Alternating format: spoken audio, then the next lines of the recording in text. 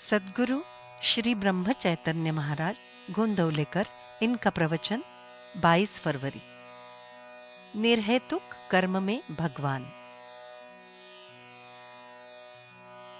सचमुच हमें आज अपना अंतरंग पहचानने की आवश्यकता है। सत्कर्म हो या दुष्कर्म हो, उसके हेतु पर सब कुछ निर्भर होता है। बहुत पुण्य कर्म किए और मन में कुछ हेतु या कुछ वासना का त्याग किया, फिर भी जब तक मन राम के पास नहीं होगा तब तक राम की प्राप्ति असंभव है। मन में भगवत प्राप्ति के लिए लगन तड़पन होगी, तभी उसका कुछ उपयोग होगा। निर्हेतुक निष्प्रयोजन कर्म में भगवान बसते हैं, इसलिए हमारे कर्म निष्प्रयोजन हों। वस्तुतः जितने परिश्रम गृहस्थों को अपनी गृहस्थी के लिए करने पड़ते हैं, उतने परिश्रम साधक या पारमार्थिक को नहीं करने पड़ते हैं। गृहस्थी के लिए जितने परिश्रम किए जाते हैं, उससे आधे भी भगवान के लिए किए जाएं तो बहुत लाभ होगा।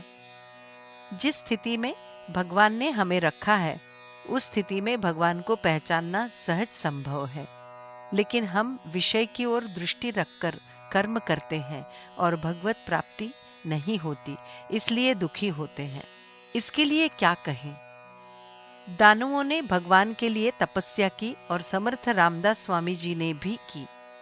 दानवों ने सहेतुक तपस्या की, फलतः उन्हें विषय वासना का लाभ हुआ, किंतु भगवत प्राप्ति नहीं हुई। इसके विपरीत समर्थ रामदास स्वामी जी को सिवाय भगवान के कुछ नहीं चाहिए था। उसी लाभ को उन्होंने सर्वस्व माना, उन्हें भगवत प्राप्ति हुई।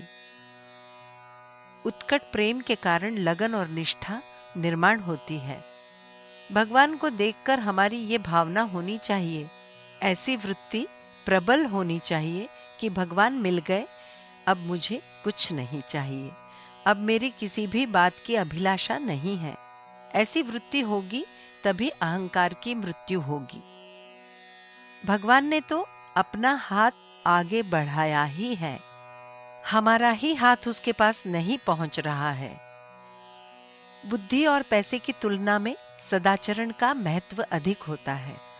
सदाचार, भगवान की प्रतिनिष्ठा और गृहस्थी की वर्तमान स्थिति में संतोष की वृत्ति होगी तो गृहस्थी का सुख मिलता है। सुख कहीं बाहर से नहीं आता, वो तो अपनी वृत्ति में ही होता है। मैं भगवान का हूं और सब लोग भी भगवान के हैं, अतः यदि हम भगवान से प्रेम करेंगे तो पूरी दुनिया से प्रेम होगा।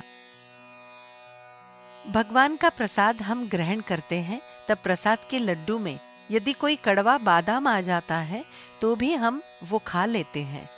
वैसे ही जीवन में भगवान ने एकाध बार यदि दुख दिया भी तो उसे सहर्ष सहना चाहिए। दुख क्यों भुगतना पड़ रहा है, इस बात की चिकित्सा न करते हुए नामस्मरण में खंड नहीं होना चाहिए। नामस्मरण के सिवाय और किसी से भी अंतःकरण शुद्ध नहीं होगा। जो ये जानता है कि नाम से श्रेष्ठ और कोई बात नहीं है, उसे और कुछ कहने की आवश्यकता ही नहीं होती। नमक समझकर यदि शक्कर खाएंगे तो भी उसमें शक्कर की मिठास होगी ही। उसी प्रकार किसी भी स्थिति में यदि नाम स्मरण किया गया तो वो हमारे लिए तारक ही होगा। जिसको उपासना का जबरदस्त आधार है, वही संसार में सच्चा काम करता है। जानकी जीवन स्मरण जय जय राम।